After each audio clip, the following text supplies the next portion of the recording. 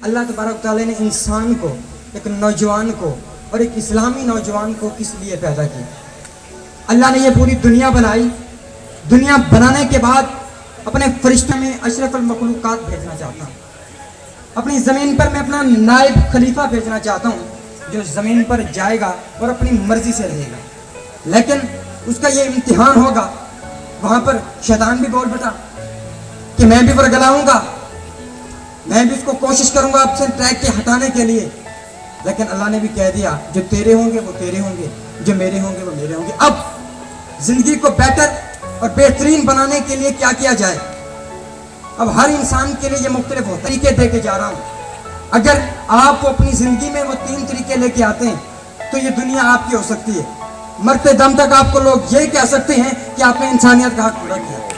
मरते दम तक आप लोग ये कह सकते हैं कि आपने मुसलमान होने का हक अदा किया। लोग ये कह सकते हैं कि इंसान था जो इंसानियत के लिए आया था और खुदा के लिए आया था। चीज़ इंसान के लिए वो बिग ड्रीम होता है।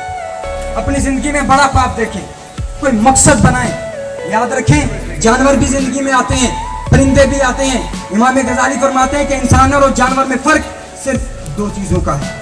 नंबर 1 कि वो सोच सकता है और नंबर 2 ख्वाब बना सकता है। लेकिन आज मेरा नौजवान कोई मंजिल बनाने से कासिर है। हजूर वाला क्यों? क्योंकि आज हम लोगों की बातों में आ चुके हैं। आज हम मुआशरे के साथ कम्पीट करते हैं। आज मुआशरा हमें बताता है कि हमने क्या करना है। मेरा कज़न मेडिकल कर गया तो मैंने मेडिकल ही करना है।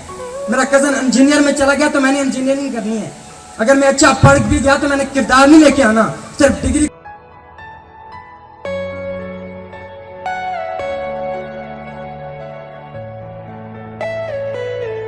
एक वो दौर था कि जब 17 साल के बच्चों को मेरे आका सल्लम अपना झंडा मुबारक देते थे कि अगर यही नहीं पकड़ सकता तो कोई और मेरे लश्कर में नहीं जिस झंडे को संभाल सके। एक दौर था कि जब उमर बिन अब्दुल अजीज का बेटा ये कहता था कि बाबा अगर तख्त नशीन होने के बाद अगर आप अपने ट्रैक पे मुसम्मल रहे, अगर मुस्तकिल रहे, अपने ट्रैक पे आप डटे रहे तो हम अपनी जान के आखिरी छींटने तक, सिर्फ 13 साल का बच्चा कह गया कि हम अपनी जान लुटा देंगे लेकिन इस्लाम का नाम बुलंद करेंगे। हम अपनी ज़िंदगी को बेकार नहीं जाने देंगे, बल्कि अपनी ज़िंदगी में ऐसा काम कर जाएंगे जो इस्लाम। तो नंबर 1 इंसान का बिग ड्रीम होगा, बड़ा ख्वाब देखना। अल्लामा इकबाल कहते हैं कि निगाह बुलंद, सुखन दिन नवाज, जा पुरसोज, यही है रक्त सफर मीर कारवां के लिए। लेकिन आज हम बड़ा ख्वाब देखने से मारूम हो चुके।